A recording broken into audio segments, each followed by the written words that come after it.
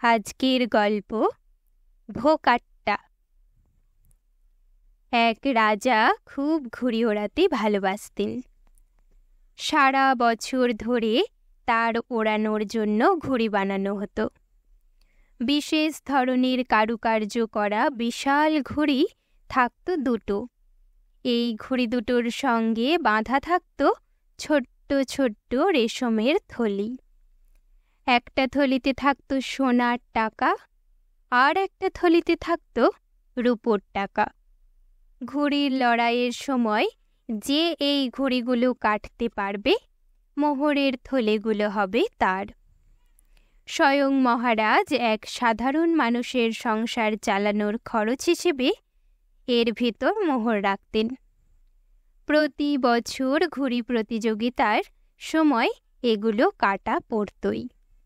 খানিকটা যেন ইচ্ছে করেই ওগুলো ফিরে আসত না।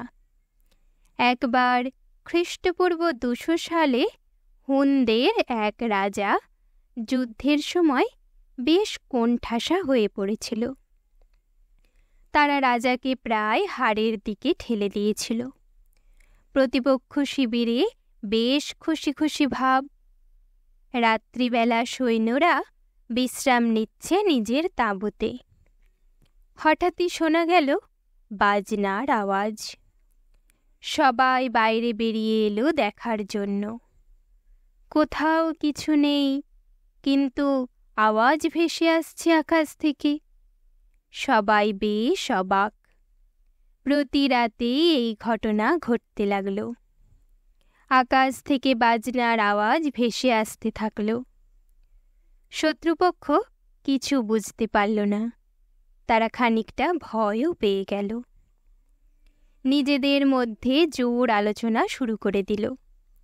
বুঝল, এ দৈববাণী ছাড়া আর কিছুই নয়।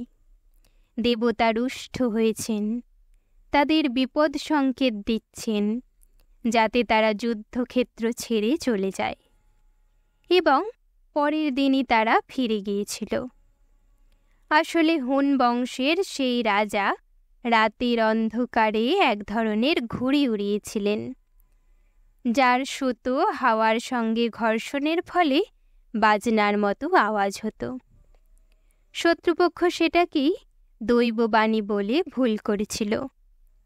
একবার কোরিয়ায় বিদ্রোহ শুরু হয়। রানী সেনা প্রধানকে ডেকে বললেন, বিদ্রোহ দমন করো। ইতিমধ্যে হলো কি, রাজ্যে উল্কাপাত হলো। সেই সময় উল্কাপাত অশুভ ইঙ্গিত বলেই মনে করা হতো। বিদ্রোহীরা তো আরও অশান্ত হয়ে উঠল, আর শাসকপক্ষ পড়ল বেশ মুশকিলে। সেনাধ্যক্ষ অনেক ভেবে এক উপায় বের করলেন। বিদ্রোহীদের তিনি বললেন, দেখো, এই উল্কাপাত আমাদের সকলের জন্যই অমঙ্গল। তোমরা যদি বিদ্রোহ থামাতে রাজি হও, তাহলে আমি এই আগুনের গোলাটিকে আবার আকাশে পাঠিয়ে দেওয়ার ব্যবস্থা করতে পারি, আর তাতে আমাদের সকলেরই মঙ্গল। বিদ্রোহীরা রাজি হল। একটা নির্দিষ্ট দিনে সকলে বোরো ধানের মাঠে ধারে জড়ো হল। অধীর আগ্রহে সবাই অপেক্ষা করতে লাগল কি হয় দেখার জন্য। দেখল, অনেক দূরে দাঁড়িয়ে আছেন সেই সেনাপ্রধান। সামনে এক আগুনের গোলা। ধীরে ধীরে সেই আগুনের গোলা উঠে গেল আকাশে। সকলে উল্লাসে ফেটে পড়ল। যাক, অশুভ শক্তি বিদায় হয়েছে, রাজ্যে ফিরে এলো শান্তি। আসলে সেই সেনাপ্রধান জ্বালানো অবস্থায় ঘুড়ি আকাশে পাঠাতে সক্ষম হয়েছিলেন।